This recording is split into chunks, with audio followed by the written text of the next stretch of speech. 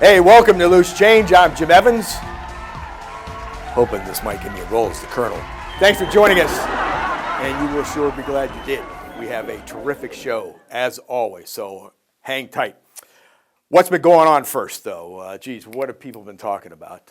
Maybe the weather? We get through January, then we do an exact opposite and have a stretch of days with extreme heat. Got so hot, the feels like was -2 at the Five Below store. Man. But still a lot of rain to deal with all around the country, like especially in Washington. They've had a lot, so much so that they've had to put a lifeguard on duty at the swamp. How about this? This is crazy. You probably heard about this. We had not one, but 2 earthquakes in Lake Erie around Cleveland a little over a month ago. Yep. And down in Columbus, asked to comment, the governor said, hey, it's the Democrats' fault. Shaky times for the Wagon Wheel Motel.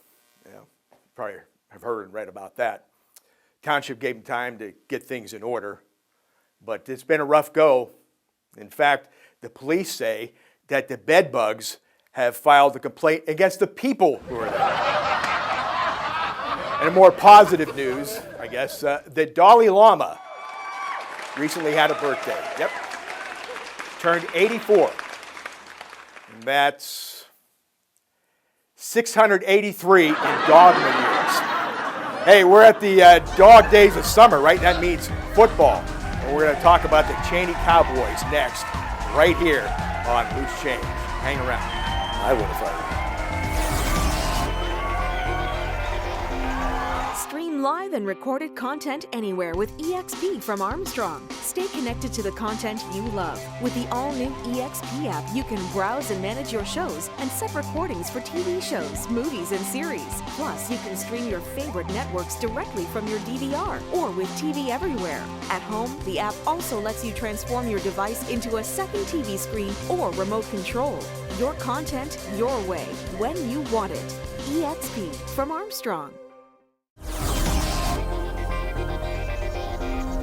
Welcome back to Loose Change, and I have the great pleasure to be joined by the head football coach of the Chaney Cowboys, the one, the only Chris Amill. Coach, thanks for being with us. Thank you for having me. I appreciate it. Off the top, what we like to have our victims or our guests do is, for those who don't know about you, give us a little background information, where you're from, where you went to school, and how your career path took shape.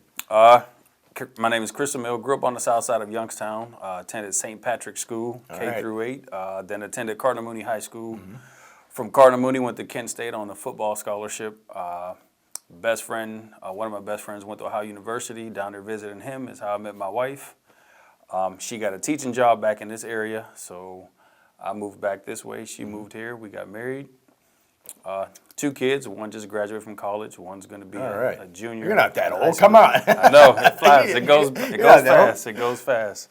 And just been in the area since. You know, I love Youngstown. I love the people of Youngstown, and love my community. And several coaching stops along the way now. Several stops.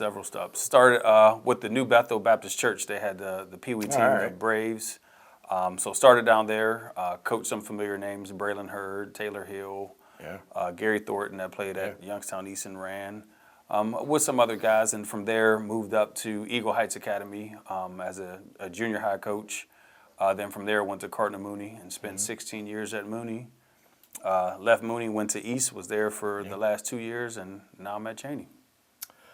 We'll get into obviously what you're going to be doing here with the Cowboys, because this is really exciting what's happening, but talk about that experience at Mooney. You know, we hear people talk about teams and programs, and there's a difference, isn't there? And certainly the Cardinals epitomize that with everything they've done. Right. No, Mooney's rich in tradition. You kind of get taken in by it once you enroll at school and you're there. Probably the best 4 years of my life. Loved high school. My best friends are from Mooney. Yeah. The brotherhood you get with your football players, but you had a program, even before Coach Butch, but with Coach Butch being there as long as he was, and Coach Stoops, there were expectations, right? And those expectations were big every year. and players took pride in that. And that's the biggest thing between a school that's rich in tradition and history and, where I am now, I don't want to say it's not rich in tradition because it truly is, but not having football for 10 years, you're trying to rebuild all of that. So there's a big difference between having a team and then having that program, and that's the steps that we're trying to make to get to. You mentioned Coach Butch, just having him around. You didn't play for him, or did you? I did play for Coach. You did play for Coach. Yes. Okay, and talk about that. I mean, he's obviously, we talk about our local high school football coaches and the Mount Rushmore thing, and he certainly is up there. I don't think there's a better coach. I've never seen a man be able to get guys willing to run through a brick wall for him. He was my dad away from home. It was growing up, I never wanted to disappoint my dad, not so much afraid of getting in trouble, but disappointing him. Right. And then once I got to high school and even in college as an adult, there were two guys. I didn't want to disappoint my dad and I didn't want to disappoint Coach Butchie because that's the kind of love, I have for him. Hard on us, fair, and he's gonna play the best guys. He's gonna bring the best out of you. You're gonna hate him at times, but now that you get older, right, and you get to college. Like I used to always laugh. We would get done with doubles, and I would laugh. And like, there's no way practice can be over, because we would still be at Mooney for another 2 hours or so on that football field. But it provided so much structure and discipline in my life, as an adult for what he did. And, I'll be forever grateful to Coach Butchie. Special guy for sure. I grew up a couple streets over, and I remember when I was a kid going over there, they were doing 3 days. They were there in the evening. I was like, holy cow, this is really something. We used to start about 8 o'clock in the morning, 8:30, and I'll tell you, I would get home and it would be time I would catch the end of the 12 o'clock news, and Young and the Restless would come on, and I would fall asleep during Young and the Restless, and I would have to be back at practice for the weight room around 4:30, and then we were back on the field, and we got off the field 9:30. Parents loved it because they knew where we were. We weren't getting in trouble. You practice, sleep, practice, sleep. I mean, that's what we did for 2.5 weeks for 4 years in the summer. Well, it sure paid dividends. Absolutely. For sure.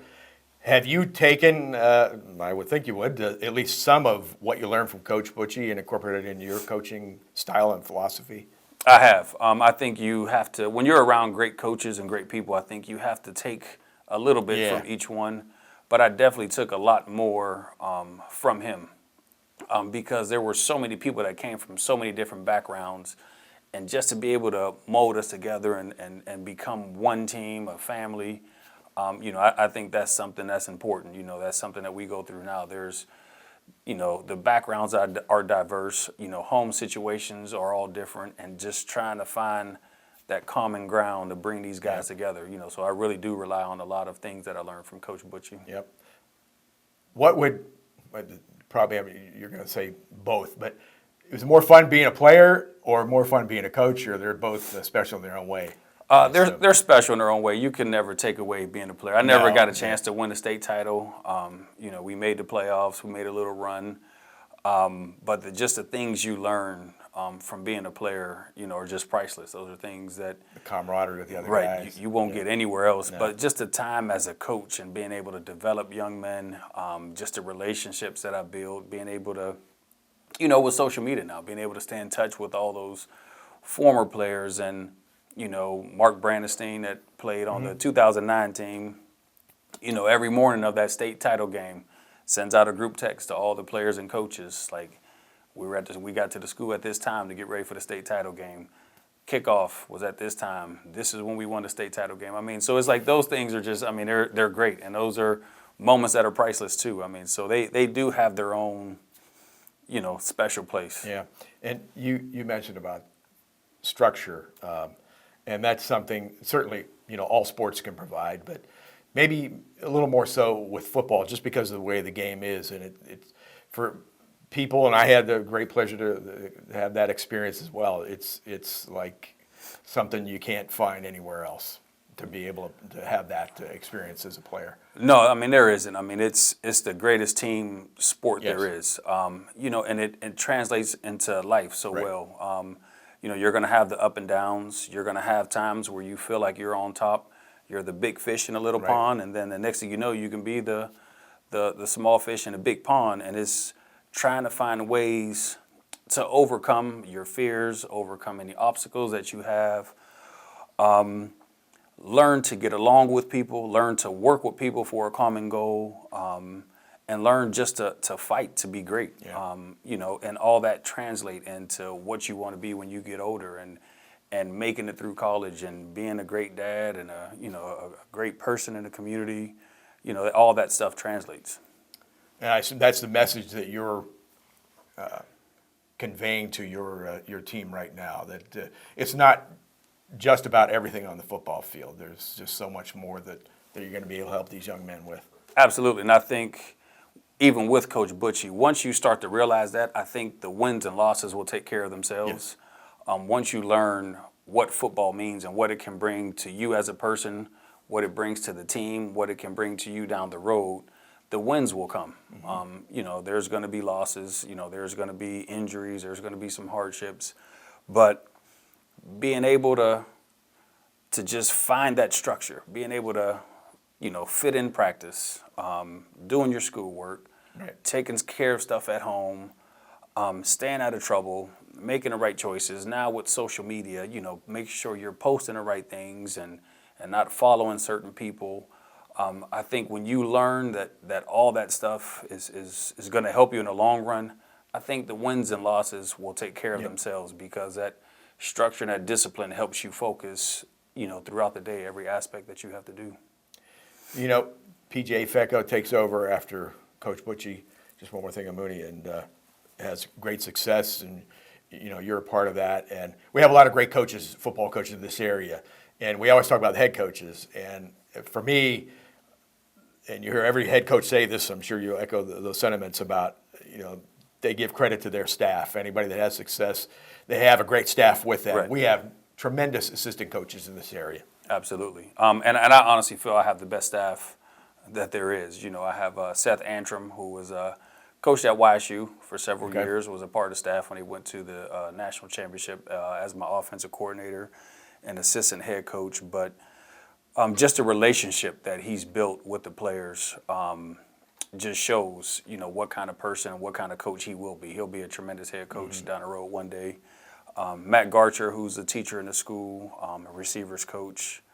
You have Mark Asen, who was a former head coach at Jackson Milton. Yep. Brandon Dotson, who played on the state championship team at Ursuline and was on the national title team with Mount Union. Mm-hmm. Chuck Harris and Tyrell Rogers, they were part of a state title run over at Cardinal Mooney. Anthony Floyd, who was an all-state player and an All-American in college. Antonio Page, who played at Youngstown State. They all have the football IQ. They understand the game of football, but the biggest thing is they care about and love my boys. And I always refer to my players as my boys. And, I think if you can show your players that you truly care about them, you truly love them, you understand where they are, and you're willing to meet them there, like anything else, like football will take care of itself. They'll run through these brick walls for you. They'll go that extra mile. They'll put in that extra fight for you. And I really, truly believe I have those guys. And the kids know, they sense all that, and they know that you care about them as people. Absolutely. I mean, the kids pick it up extremely fast. They know if you're a fraud or if you're a guy that's really there for them, if you're there for your ego or if you're there to make them better people. I mean, they pick it up and they know instantly. And our kids now, unlike myself when I was growing up, they'll tell you. They don't have a hard time telling you that they don't trust you. They may not believe in you. Like our youth today are completely different than what it was like when I was growing up. Got to buy into what you're doing, and if you're successful, they do. Absolutely, and if you know what you're talking about, like right. You have to be able to explain it. You have to be able to show them. You have to be able to teach them. And if you can do those things, it comes with it comes with it. Yeah. I can show them state championship rings. I can tell them guys that I've coached that played in the pros. But, unless you're the guy scoring the touchdowns, these guys, they don't remember after about 4 or 5 years. They don't remember the Maurice Clarett's. They know him now as, being in charge of the red zone. Troy Hill from the Rams just played in the Super Bowl, who I coached with the Braves, had a football camp. And they don't know who Troy Hill is. John Simon, is with the Patriots, just won the Super Bowl, and they don't know who John Simon is. So those times, they pass. So it's like I can't pull too many names out of a hat with the players now. So it's finding a way and showing them, what can be done and what we'll do. And part of that was going on, we went on college trips, from Kent, Akron down to Kentucky, stopped everywhere in between, and to Michigan. So just showing these guys that there's more than Youngstown, that we're willing to back up what we say, and we're going to put you on the road, and we're going to get you in front of coaches, and hang out, go eat, go to the movies, do things like that. It's more than football for myself and my staff. When it comes to my boys. Great. We're going to take a quick break and a lot more to talk about. So hang around. More coming up here on Loose Change.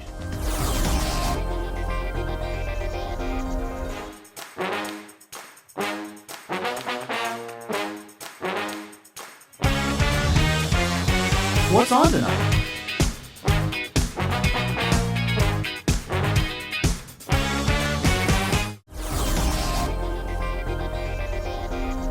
Back on Loose Change, I'm Jim Evans, joined by the head football coach of the Chaney Cowboys, Chris Amill. And Coach, this is such an exciting time to have Chaney football back, and this had to be just a fantastic opportunity for you when they presented it to you. Talk about that. Absolutely. When Coach Shep has, talked to me about the opportunity to become a head coach, it was truly, I was truly honored. It's something that you take pride in, something that I think every coach works for, just being able to start where I did with the youth leagues and working my way up. But when you see all that history and tradition and pride in Chaney, it reminded me a lot of Cardinal Mooney, the place I came from, just starting to get calls and text messages from guys I grew up with, guys that I played against growing up, even alumni, from years ago, Red Angelo's family. Yeah. Different people just congratulating me. I just knew then that it was going to be, something that was going to be, I don't want to say stressful, but there was going to be a lot of pressure because of the history and the tradition and not having football since 2010, and then you're bringing a season back, a team back.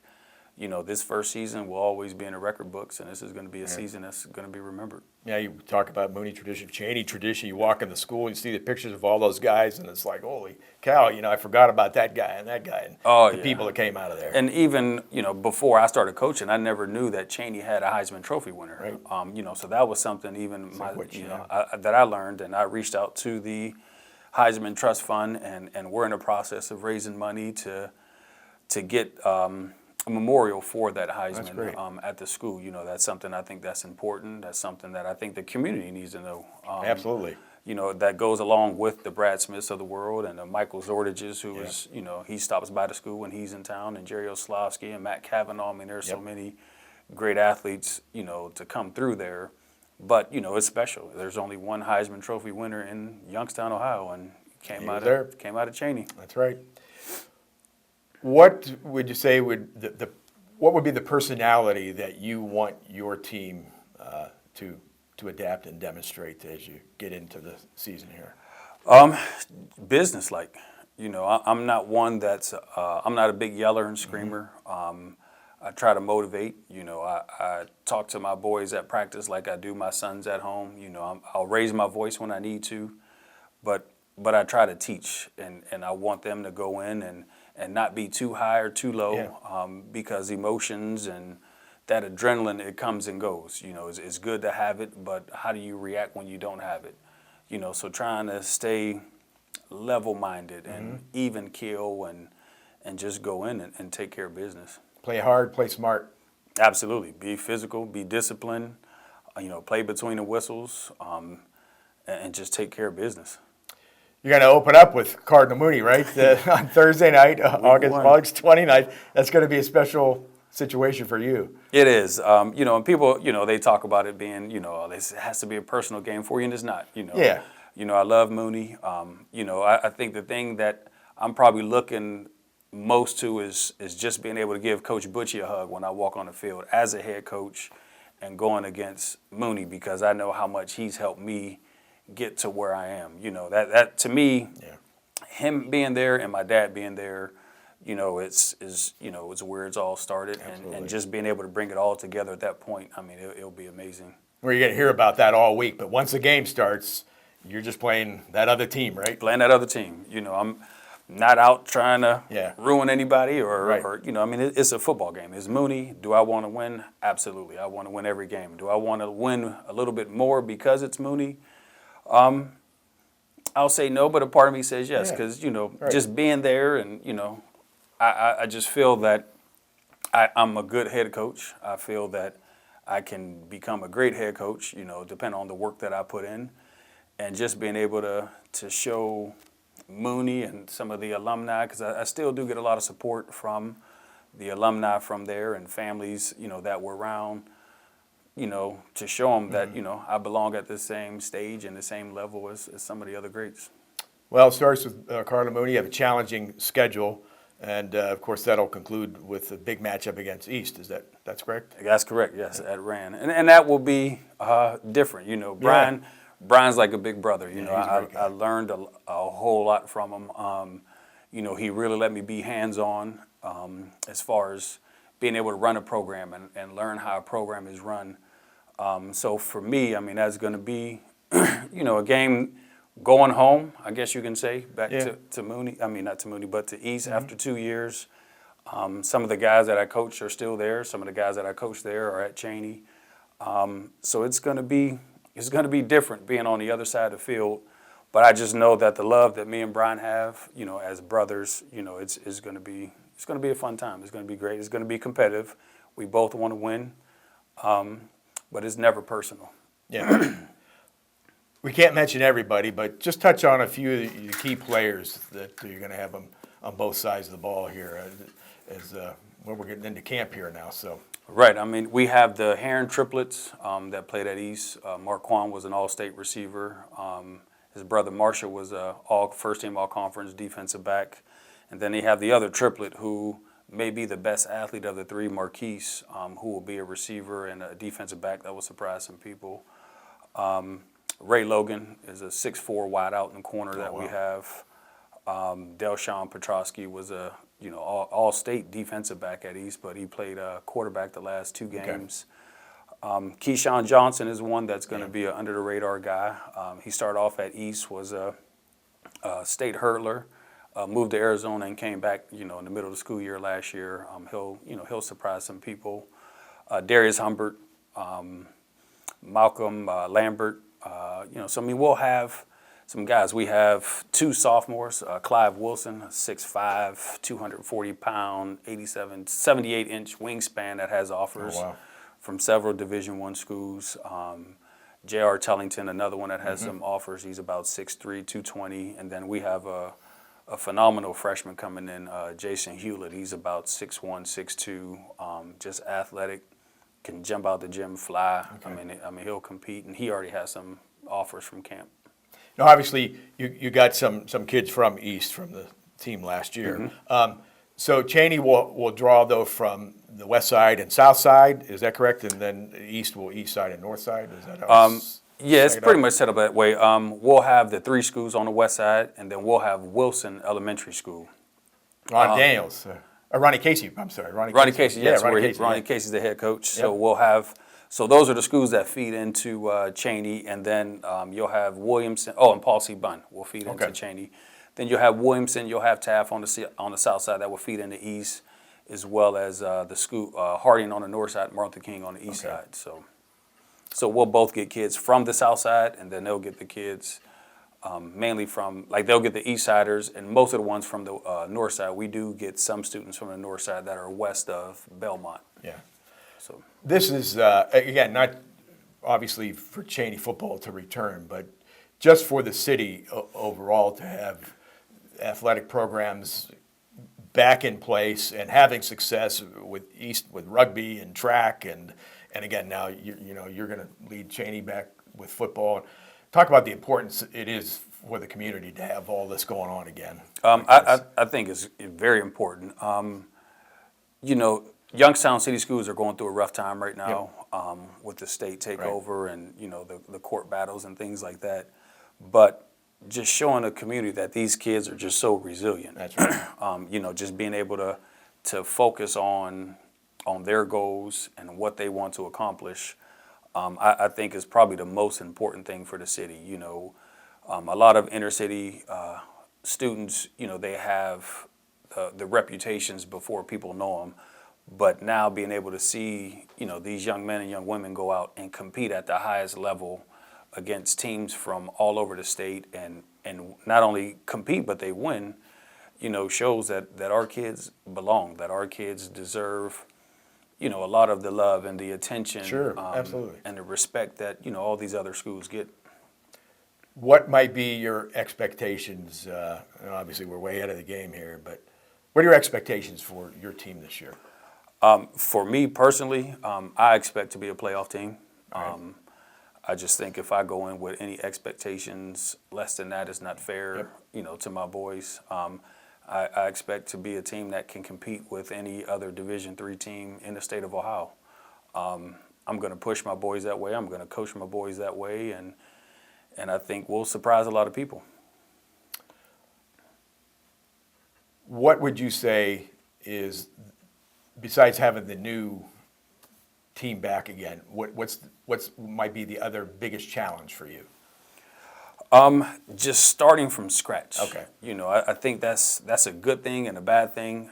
I'm able to create this program, how I feel it should be. Okay. Like I said, with my staff, I do have help. One of those coaches being JT Thompson, playing at Waynesburg, played at East Liverpool.